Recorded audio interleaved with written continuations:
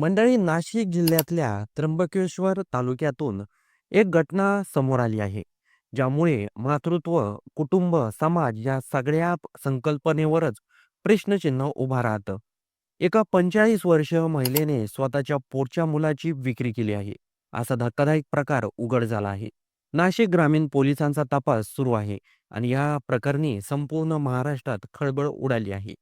ही घटना अशी समोर आली तर काही सामाजिक कार्यकर्ते या परिसरात नियमितपणे बाल हक्क आणि कुटुंबाचे प्रश्न यावर काम करत असतात. त्यांना महिलेबाबत तक्रारी येऊ लागल्या. महिलेच्या घरातील काही मुलं अचानक गायब होत आहे. कोणत्या तरी परक्या लोकांसोबत मुलांना नेलं जातंय. अशा अनेक संशयास्पद माहिती त्यांच्यासमोर पोहोचली आणि त्यातच महिलांच्या घरातील मोठ्या मुलांनीही काही गोष्टी सांगितल्या आणि तिथूनच सुरुवात झाली एका मोठ्या तपासाची. सुरुवात आपल्याला सांगितलं जातंय, की या महिलेला एकूण 14 मुलं होती. घराची आर्थिक परिस्थिती अत्यंत बिकट आहे.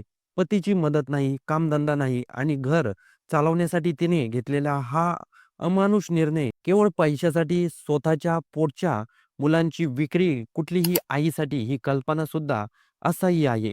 पण येथे ही कल्पना सत्य ठरली आहे. सध्या पोलिसांनी या घटनेचा जसा तपास सुरू केला, तसा हा तपास अधिक गुंतागुंतीचा बनत चाललाय. कारण ही मुलं नेमकी कोणाला विकली गेली? मुलांना खरेदी करणाऱ्या मुलांचा उद्देश काय होता? ही कोणती टोळी आहे का? ही महिला एकटीच होती का? हे सगळं करत होती. या सगळ्यांचा शोध घेण्यासाठी नाशिक ग्रामीण पोलिसांनी 3 स्वतंत्र पथकं तयार केली आहेत आणि मुलांचा माग काढण्यासाठी त्यांना विविध जिल्ह्यामध्ये पाठवलं आहे. सामाजिक कार्यकर्त्यांनी नोंदवलेल्या माहितीवरून प्राथमिक समज असा आहे, की ही महिला वेगवेगळ्या मुलं देत आहे. काही हजार रुपयाच्या बदल्यात घर चालत नाही, उपजीविका नाही, बाळाची काळजी घेणं शक्य नाही, अशा कारणामागे लपून हे सगळं घडत होतं. पण कुठलेही कारण असलं तरी हे कृत्य गुन्हा आहे. या प्रकरणानंतर गावात परिसरात अचानक स्थानिक समाजातही मोठी खळबळ उडाली आहे. लोकांमध्ये संताप आहे. आई, आई राहिली नाही आणि समाजाकडे पाहिलं तर आपल्यालाही कुठेतरी ही चूक होते का? असा मोठा प्रश्न या घटनेने निर्माण केला आहे.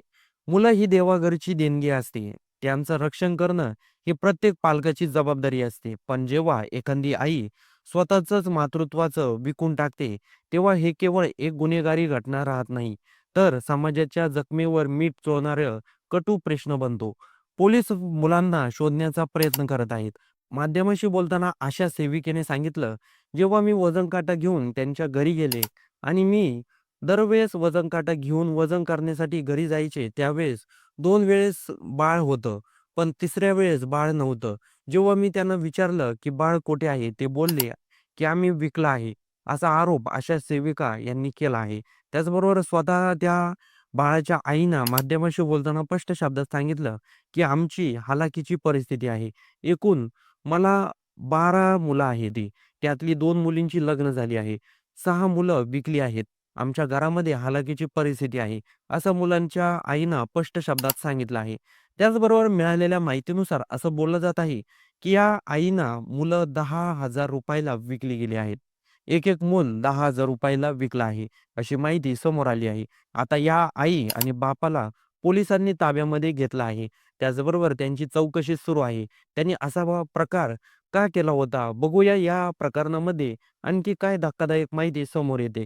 त्याचबरोबर या प्रकरणाबद्दल आपलं काही मत असेल, तर ते कमेंट बॉक्समध्ये नक्की नोंदवा आणि व्हिडिओ आवडला असेल, तर सर्वात आधी चॅनलला सबस्क्राईब नक्की करून जा.